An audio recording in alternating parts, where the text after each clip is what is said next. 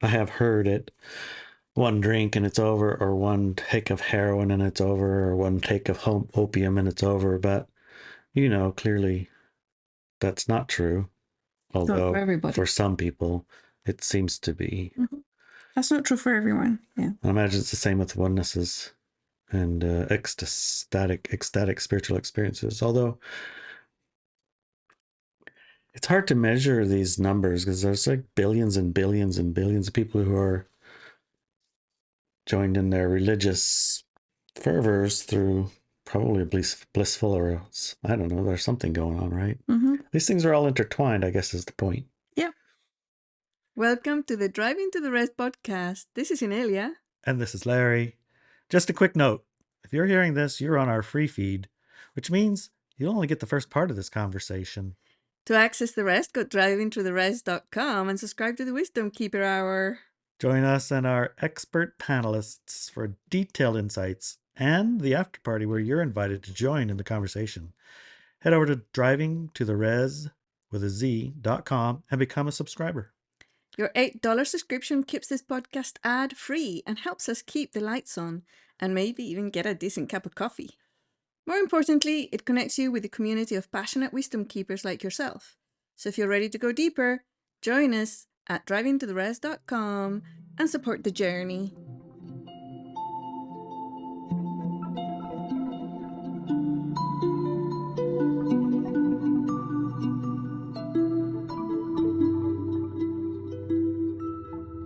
Greetings! Welcome! Today we're talking about carnal pleasures and the ascension process, sex and enlightenment. When did you write this? In 2009. 2009? Yes. Holy crap moly. How many years is that? A lot. 19, 20, 21, 22, 23. Is it 25 or 24 now? 25. 16 years ago. Wow. Wow. Wow. Let's see if it's still, appropriate. Okay. I'm going to read a little bit of the article and then we're going to talk about it. I think the title itself is quite a lot to unpack, right? Carnal pleasure and the ascension process. I think you just said tantra. Tantra? Yeah, isn't that what tantra is? Yeah. Well, I guess Tantra methodology probably was a result of this particular kind of dynamic between the energies, Don't know. I never actually, studied too much of it. Mm. But they have that giant book, don't they, with a whole bunch of positions, or is that something else? Kama Sutra? Yeah, is that also the same thing? Or is that even related? Yeah, it's related, but I think it comes from what this article's talking about. So all these things are derivatives of the, in a sense? I think so, yeah. Because, and it's not just the ascension process. Yeah. I've also noticed that when people start learning like mystical energies and starting doing mystical work, psychic work, alchemical work, that often they will find energies coming in from a certain part of their body that then automatically through the cultural process, they imagine it to be like libido or that they have to have sex. And that energy, that chaos magic, for example, also. Yeah, I don't know about that. Yeah. Okay, so let me read a little bit. Okay, let's start with it. When we think of carnal pleasures or pleasures of the flesh, the first thing we think about is sex. Of course, there are other pleasures of the flesh, such as eating, drinking, enjoying nature, music, art, conversation, all the pleasures we gain from our physical senses, our body, and our mind. And our dog, which will move if he makes a bunch of noise. How did he get back in the house? He's a great manifester. Anyways, so carnal pleasures are not incompatible with ascension, basically. Because they include those others also, or they're just the same as those others, or they're different? Because carnal pleasure seems a bit different than sitting in the woods and really connecting with the forest to me, or eating. Right, because carnal means flesh, pleasures of the flesh. And when we talk about pleasures of the flesh in the West, we normally immediately go to having sex or have sexual pleasures. And the flesh has more than just sexual pleasures. It has like pleasures out of eating food. And so a lot of people get pleasures out of drugs and then become addicted to those type of pleasures, I think those are physical? Yeah. Yeah, totally. Chemicals. Well, drugs is a pretty big word, so I think some drugs don't actually give you a physical pleasure. They're kind of like the plant medicines. Some people do. I mean, they do it once and they're like done for a year. That's like not carnally pleasurable, more soul pleasurable, but like you could qualify it as a drug almost. So I guess the term maybe About literal pleasure here, not the opiums and heroin. Yes. Yeah. I haven't actually tried those. So I understand they are very smoking pleasurable. pot. Some people take a lot of pleasure out of smoking pot. Alcohol, would that count? Yeah, definitely. Yeah. Yeah. I find that the main energy behind it is pleasure, whether it's pleasure, both at a physical level, the chemicals it produces, lack of, like the tension they believe the person is because of the drug, of the alcohol, that they become less inhibited and all these type of things. They feel better in their skin, and they give physical pleasure too. It's literally like a physical pleasure. Yeah, I mean, that's a kind of a tricky bit of that. It's like follow your bliss, follow, what makes you feel good. And inevitably you're going to be sitting in the curb with a hangover wondering what brought me here. Yeah, what happened, right? Yeah. Yeah, how did this go sideways fast? Yes, indeed. Okay. I think that was wrong. Let me put it this way. How do you explain the feeling of bliss? Ecstasy, pleasure, warm, like no worry, no stress, mostly no pain, just an alignment with joy. Mm-hmm. And do you think that without endorphins in your body, could you experience bliss? I couldn't say. Mm. And have you heard of people going to bliss when they have a oneness experience or an ascension experience, an enlightenment experience? Right, and I've heard they call that endorphins doing it. Mm-hmm. Yeah, right. But is that true? Is there some bliss experiences are far, far, far more impactful than others? You know what I'm saying? Oh, yeah. I mean, one oneness bliss ecstasy experience can alter your entire life. Mm-hmm. Not necessarily negative or positive, but definitely altered. Yeah. And one drunk isn't going to do it. I don't know about that, because I remember my first husband was an alcoholic, and he told me when he was 13. He was 13. Yeah. His dad deemed that he was old enough to try beer. And he says he took one swig and that was over for him. Yep. At 13, right? Yep. Okay, well, I mean, I have heard it. One drink and it's over, or one take of heroin and it's over, or one take of opium and it's over. But, clearly that's not true. Although for everybody. For some people, it seems to be. Mm-hmm. That's not true for everyone. Yeah. I imagine it's the same with onenesses and ecstatic spiritual experiences. Although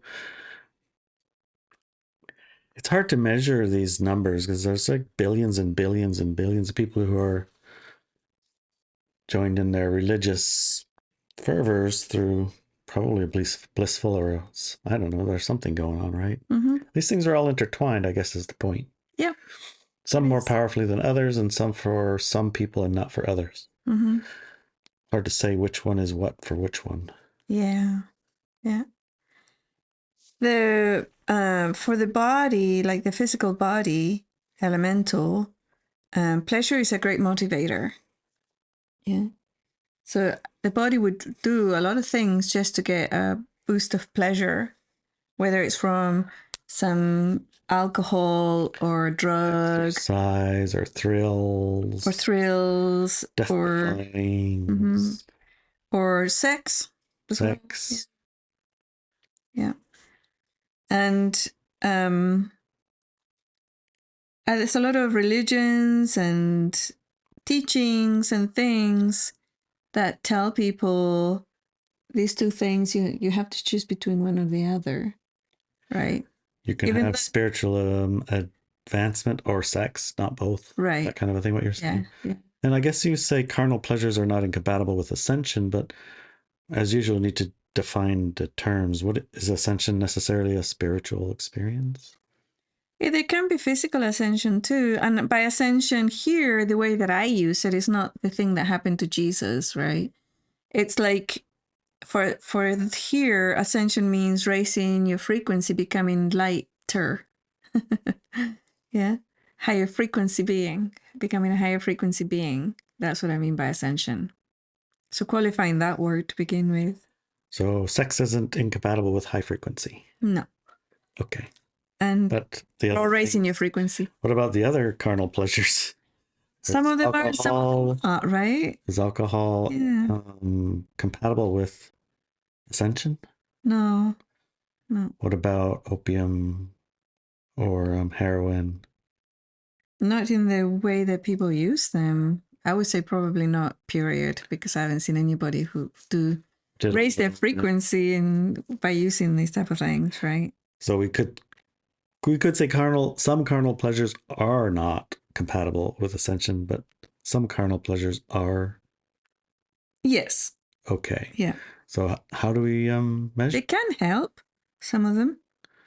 Right. I can imagine if in another world or in another sense, if someone were like completely in the throes of depression and their therapist gave them a small little bit of heroin, but they didn't know it was that, and they all of a sudden felt so much better for a moment, warmth of whatever that heroin makes you feel, because it clearly must make you feel really good to people to do that instead of ever freaking everything else. Yes.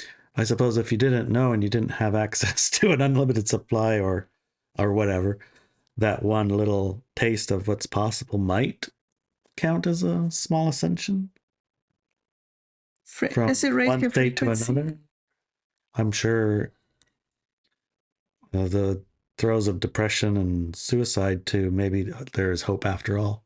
Yes, I suppose you could mention, you could interpret it that way. Yeah. I guess it's like, it's tough. So there would probably take a few. Yeah. For our existence on Earth, love and pleasure are closely related. Love and pleasure are closely related. Physically speaking, they create a lot of the same chemicals. We say things such as, I love to dance, I love to eat, I love sex. I know I do. Yeah. That part is interesting, that love and pleasure are closely related. The feelings that you get when you are in love are pleasurable. Right, they're pleasurable, but they're also kind of related to some of those feelings you get from like your first drink of whatever, or the heroin and things like that too. They're pleasurable. Yeah. It's interesting. They're like biochemical, maybe simulators of the real feeling of love, maybe. Possibly, yeah. Could be. Yeah, it could be. All right, so going without is not the answer. Indulging every pleasure can also become a trap. The way it traps is by sex or physical pleasure being hijacked by the ego or the small self. And sometimes, I didn't add it here, but by the body. You can hijack it. It says, okay, this is what we're going to do, and this is what we're going to have. And we don't care about the rest. Because, do you have an example of what you mean by that? So, for example, a person's feeling lonely, right, in their home by themselves. So they open a bottle of booze and start drinking. And after an hour or two, they don't feel lonely anymore. They'll probably also start drunk dialing. Drunk texting or whatever. Texting. Or get this great idea, let's go to the bar and go dancing. Yeah, right? Suddenly they're not lonely anymore. So that can be a trap. That could be a hijack. Yeah, hijack, yeah. Generally speaking, I have found that when a person takes an action based on a low frequency energy, such as fear, anger, greed, or loneliness, depression, whatever, when they take an action based on those frequencies, the results are not good. It just perpetuates that same thing over and over again. Okay. Take a sexual union, for example. Both parties fully aware that they're divine beings and want to create a sphere of divine love which is greater than the individual parts put together. It is a powerful concept, and I think that's what you were talking about with the Kama Sutra and the other one, Tantra magic, Tantra whatever, and the chaos magic. Intention is the key here. Enjoy and love each other fully. When the words start coming out such as "you're mine and only mine," "I don't want you to share with you," "I don't want to share you," and other controlling and owning energies coming to the surface, the flow is no longer what it can be. Now, I'm going to this a little bit further, right? Because I'm not saying, yeah, shag everybody on the planet. It's the other energy, right?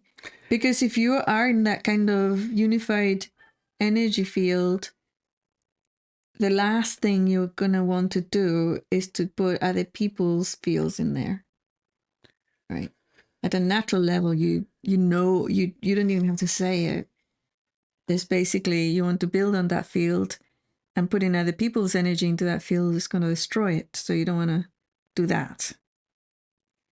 Yeah. Is that where it can maybe diverge from some of the Tantra stuff? Because yeah, I've heard that it's not quite so exclusive. Well, in some cases, maybe not at all. I'm not a real Tantra. I've looked into understander, Tantra practices. I was offered a lot of them back in the day. Many men wanted to, teach me Tantra magic or Tantras, whatever. Tantra meditations and practices. Enlightenment through carnal pleasures. Yes. And what I found was that their energy was very yuck. It was very low frequency. And they had fallen into that trap of the pleasure becoming a trap. Yeah. And only once did I hear one of these Tantra people, the woman, talking, saying one of the biggest hurdles for her as a practitioner was to realize and then find one person, one man, who was willing to practice with her like for a commitment, let's say, of 10 years. Yeah. So that it could really get the full impact of that ascension process. Because he had been hijacked so much in, oh, let's just have sex with everyone, which is another hijack, like, stop this. And it's so the energy of "you're mine and only mine and I don't want to share you," that is the energy of fear.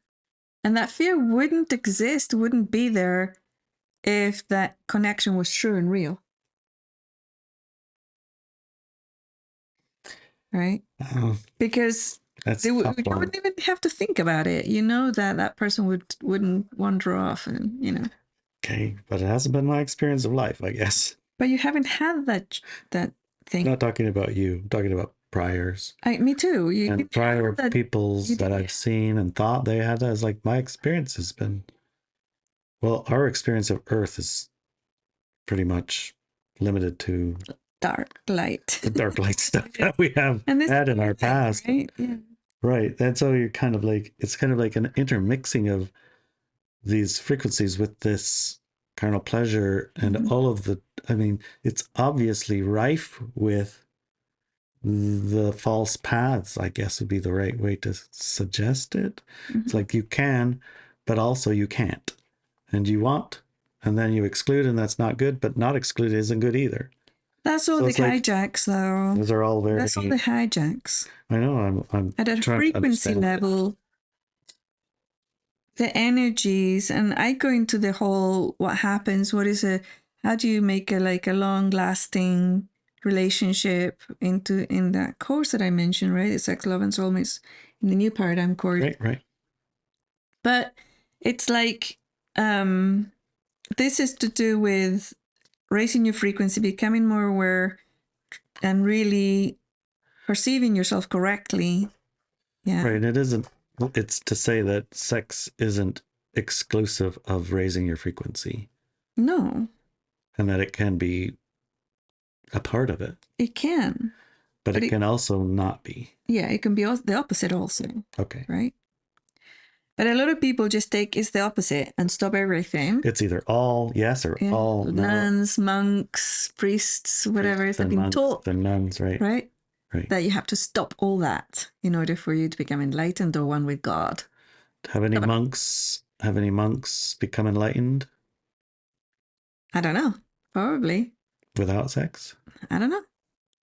So it doesn't exclude them from that No, experience, probably. no. But the exclusion of it isn't. It's not relevant actually. But so you could, if you wanted to, though, be a monk, I Yeah. suppose. So historically speaking, Monks seem to monks have were like they seem monks to were have told to be celibate, so they wouldn't have children, so they could stay in the monastery and work there instead of taking taken care of care a of their family. family. Yeah. It's because monks were men, Yes. right? Same with nuns. But Nuns it's were okay if the girls have kids because they can be, you know, what? monastery slaves, I suppose. Monastery whatevers. No? So also with regards to priests, some few hundred years ago with the Catholic Church, I think the oldest son or the oldest daughter, I can't remember, were given to the church as a nun or a priest, and Right. the inheritance came with them. So that all the inheritance would then go to the church. Baby. So the reasons for celibacy were not because of enlightenment, but they were Troll. to get the inheritance and the work. Oh, that's You know. funny. Mm-hmm. So I'm not, I mean, I'm not naive. Hold on, let me grab this puppy out. Okay, you're not naive. I'm pretty sure in the Catholic Church there's plenty of well, they talked about it. Not the best kind of sex, I suppose. What, the Catholic Church? the choir boys or whatever, you know. God. So I mean, Well, every time we like dump into this water, it's full of mud. yes, and it's on purpose because the sexual energy is actually extremely powerful. So if you hijack it and make it nasty and dirty and corrupted, then you have a world that is being polluted by that energy every single second by billions of people around the world. It's Do you that think? chaos magic that you were talking about that seems to work really quite well in the light dark. No, chaos magic is a different thing. They use that energy with intent. Yeah. It's very different. No, I'm talking about all the people who are having sex and feeling guilty about it, or having degraded sex and torturing people and raping them and stuff like that. All that energy fills the planet with disgusting energies that keeps the frequencies of the power hours paradigm on us. Even at an individual level, like I worked with thousands of people, and I haven't met one person who's clear in that energy.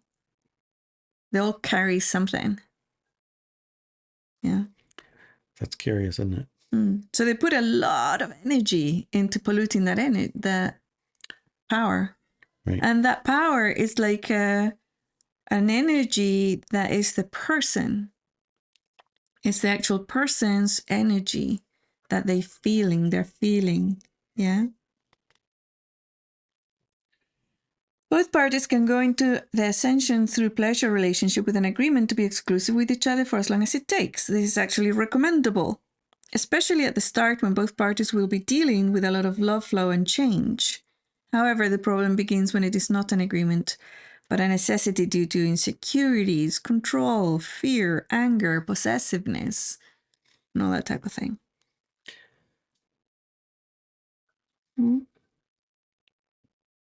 That energy of agreement, right? Right. I mean, at some level, just saying that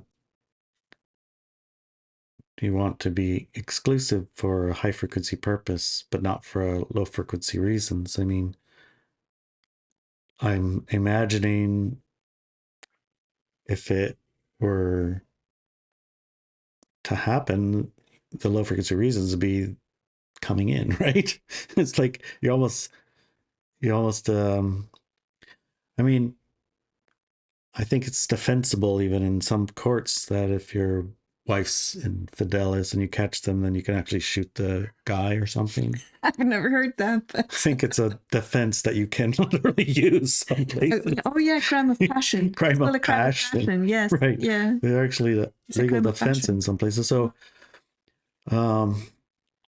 it's like, how do you differentiate between the one and the other? Because the one is made in the consideration of ascension, and the other is the response to, boy, it didn't work out, right? It's like the best intentions, but maybe in the process of doing your ascension work, the things that waken up come awake, and you find the partners that you picked and the frequency that you were don't match the frequency that you are. Yeah. Then what do you do? Now, what do you do, right? You pledged 10 years of whatever, and you find that, oh, well, that's not going to work. We're a different color here, actually. I guess you can change your mind. You can just split up, not pollute the energy with 10 other people.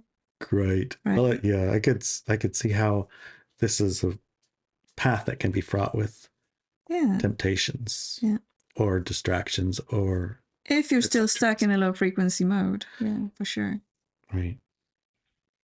Okay, so some of the people I have helped by providing an ascension consultation report becoming sexually aroused during the process, and it puts that, like, they go, you know, and they're going, I have to stop, you know, and they get very confused.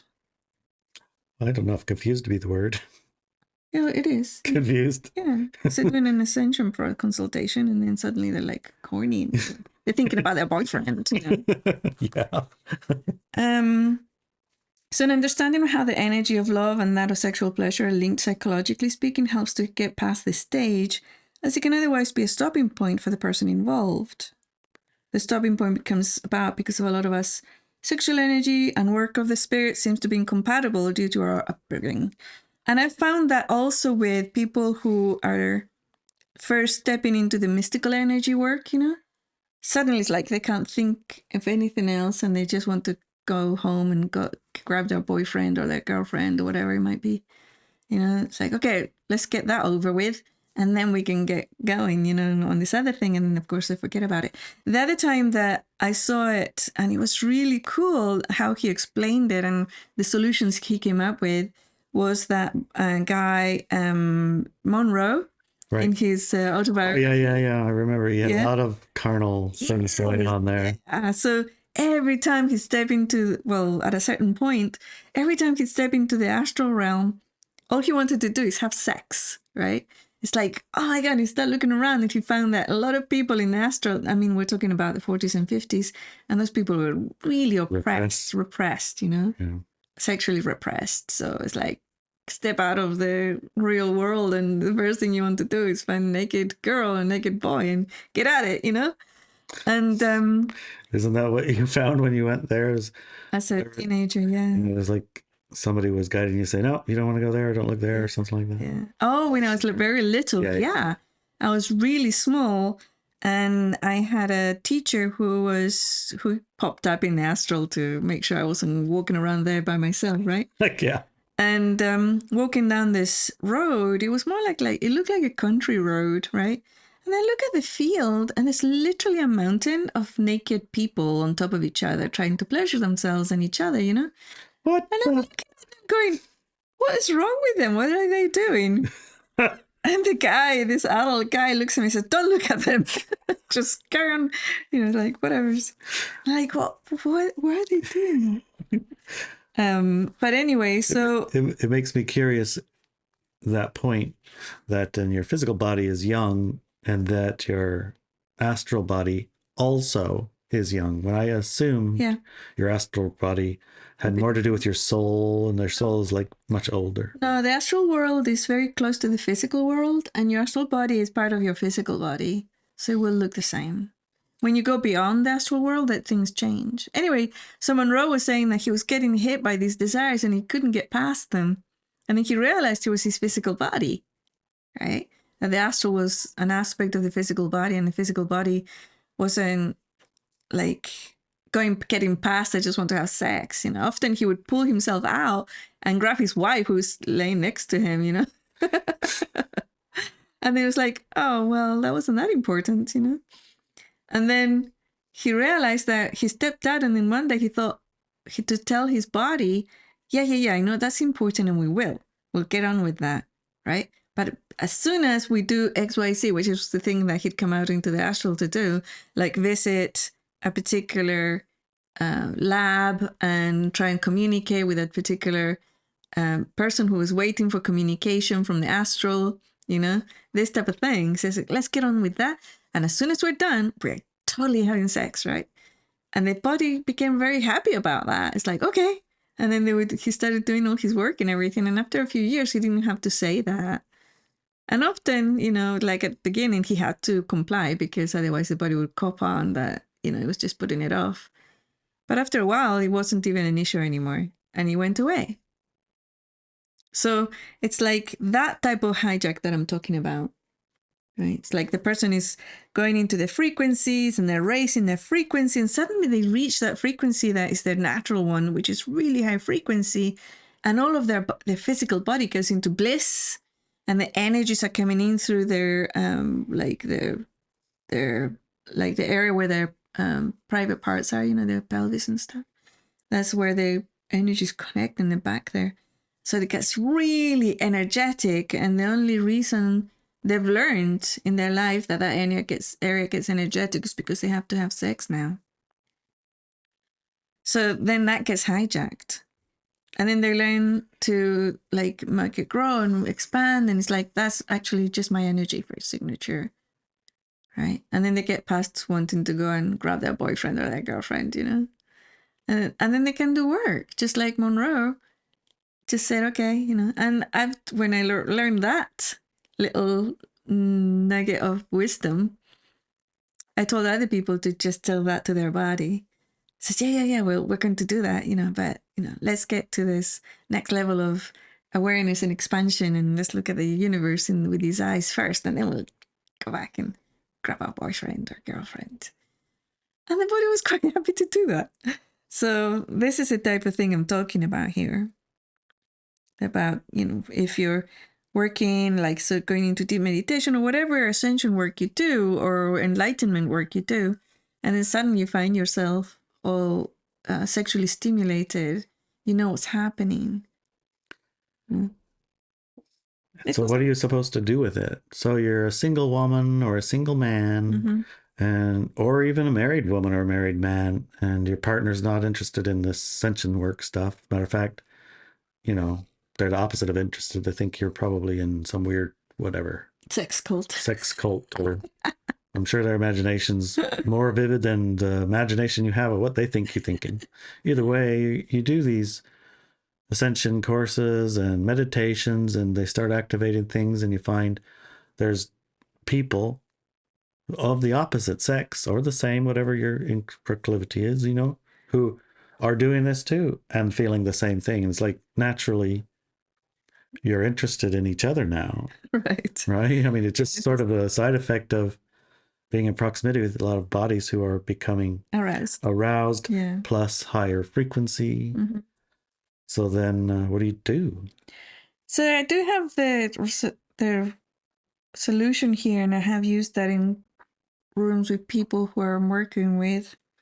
The energy of the person feels during the process, the one they become aroused with, is divine love. It is in fact themselves they're feeling, their true essence. The key here is to let the physical feelings to fully express themselves energetically and let them expand as much as it can, engulfing the entire body, the room, the entire earth if needed. That energy is part of the person and has to be embraced by the person. Sexual arousal and libido often will increase when traveling the route of love to ascension, which is why I often suggest to my students to get a boyfriend or girlfriend. Hey, why not enjoy the process, right? So take full advantage of it. Yeah, well, that is great. Yeah. And other pleasures too. It's like basically there are a lot of spiritual practices that say deny the body, right? Deny them of certain foods or pleasure in food, deny them of sex or pleasures in sex, deny them of even enjoying a sunset, or on the opposite. And there's some cultural or religious practices that put the body in constant pain. Yeah. I remember when I was a kid, this the mom of a different, one of my friends, right? She, first of all, always wore brown, very, very drag brown clothes. And I was very shocked to see this. And I said, why does your mom always wear those horrible looking clothes and they're all brown? Because my mom used to wear like the brightest colors. And she said that's because she made a promise to Lourdes, the saint or virgin of the Lourdes, and it's where they wear brown. So if she got a certain thing, I think one of her kids was sick and she wanted them to live, and made a promise that she'd always wear brown and never take pleasure in anything or whatever. So now for the rest of her life, she was going to wear brown. And also she put these things in her shoes that every step she took would be painful when she walked.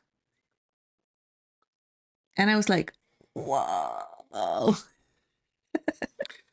Well, yeah, that's the same kind of thing. I mean, this article and the podcast I was listening to earlier actually had to stop because I just couldn't listen anymore. Mm-hmm. It was using this carnal pleasure, I suppose, sex, and whatever the opposite way, to bring about slaves and MK Ultra and trauma-based mind controls, and it's all sexual in nature, Yeah, I've seen that too. Yeah. So it's like very perverted carnal stuff. I don't know if you would even call it Connected. carnal pleasure. It's like it's Connected to it. sexual energies, but is it actually this, or is it something else entirely? What are they doing? It's a complete hijack of the carnal pleasure, yes. And then aligning that pleasure with something else, right? So something that is really degraded. Yeah, it and disturbing. then you have a slave, So it's important to work with this energy. I think that a couple of things that come to mind. One is that the course that you created, what do we call sex, love, and soulmates in the new paradigm? Mm-hmm. Maybe you can talk about the chapters. There's like 6 chapters to that. We'll look over them really quick. And I remember doing that course. You had it at 5:30 in the morning. I had to get up at 5:30. I'm not a morning person. 5:30 was shockingly early for me. It was. It was a live course many, many years ago. I think 2010, maybe. And 6 a.m. in the morning start. Yeah. On the dot. 8 a.m. Had to be ready. It cost a pretty penny, and you had to be there on time, and you had to be ready to go. And there were meditations at 5:30 in the morning or something. It's like, this is a challenge. But it was a life-changing course. Yes. Definitely. Yeah. For sure. So, yeah, can we look at the chapters? I don't have them with me. Yeah, just push the button, honey. This one? The button on your thing. It says sex, love, to the class, right?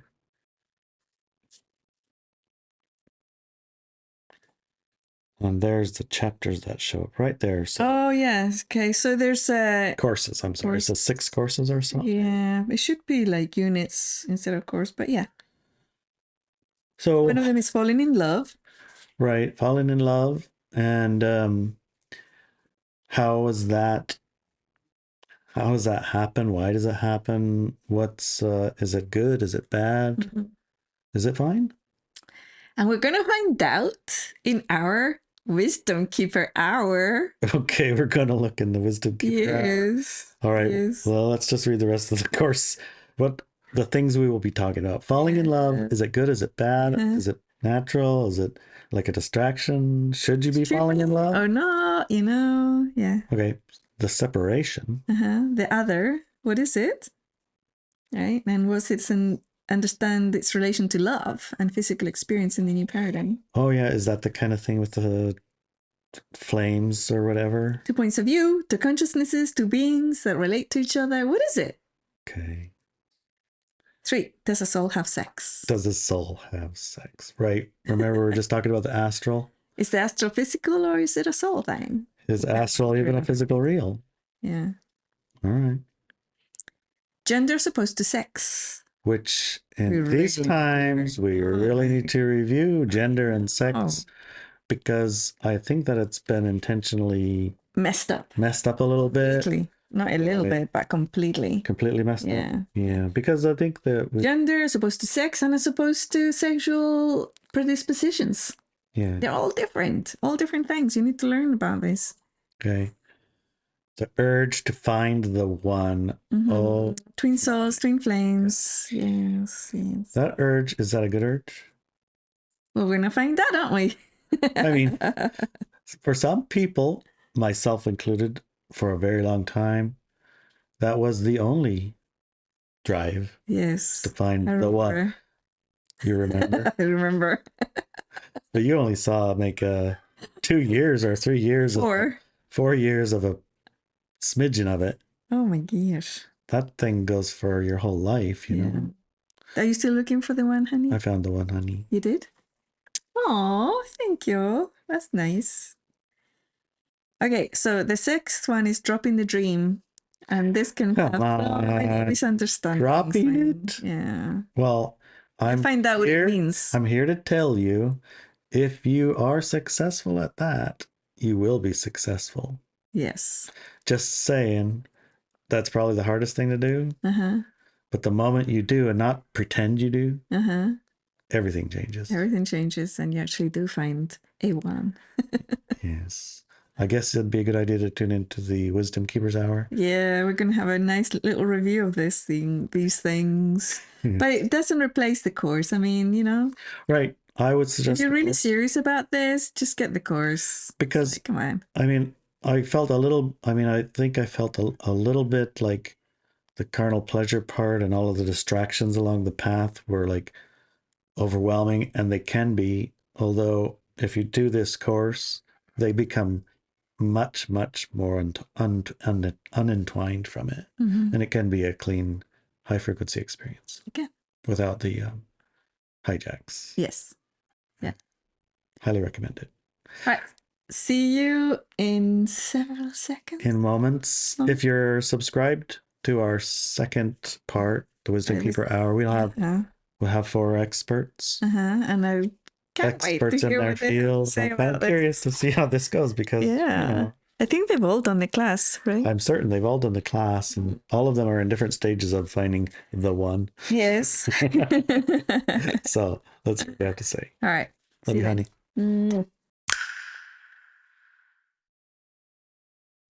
Hi, everybody, and welcome to the second half of Driving to the Res, the Wisdom Keeper Hour. We're talking about carnal pleasures and the ascension process, sex, and enlightenment. Hi, Larry. Hi, Inelia. Hi there. Of course, for our second half Wisdom Keeper Hour, we are joined by our panelists, myself included. I'm Ashley Swale, CEO of iBenz Academy. I'm iBenz Method Mentor, Corporate HR Leader, Mystic, and Yoga Teacher. Hi, everyone. I'm Dr. Kara Kinsigley. I'm an iBenz Method Mentor, a pedagogy expert, entrepreneur, healer, gamer, and mystic. Hi, everyone. I'm Fred Guerin, aerospace engineer, pilot, dancer, past life regressionist, healer, and student of the occult. Hi, I'm Liliana Rogero, mystic, mentor, psychic meditation teacher, architect, and founder of El Método iBenz, the official channel of Inelia's work in Spanish. Hi. Welcome, panelists. Hi. So we might as well jump right into it. We're talking about sexual energy. So how is sexual energy different than other energies? And if it is, what I had heard is it's some of our best energy to do the work that we do. Is it our best energy for ascension work? So we're talking about sexual energy or the energy that gets triggered or starts growing when you're doing like a meditation or mystical work, or which one are we talking about here? We're talking about the energy. It's let me see. How can I say it? Not the sexual energy, like they give you the urge to have sex, but the energy that's like starts in your perineum and that exists in your body.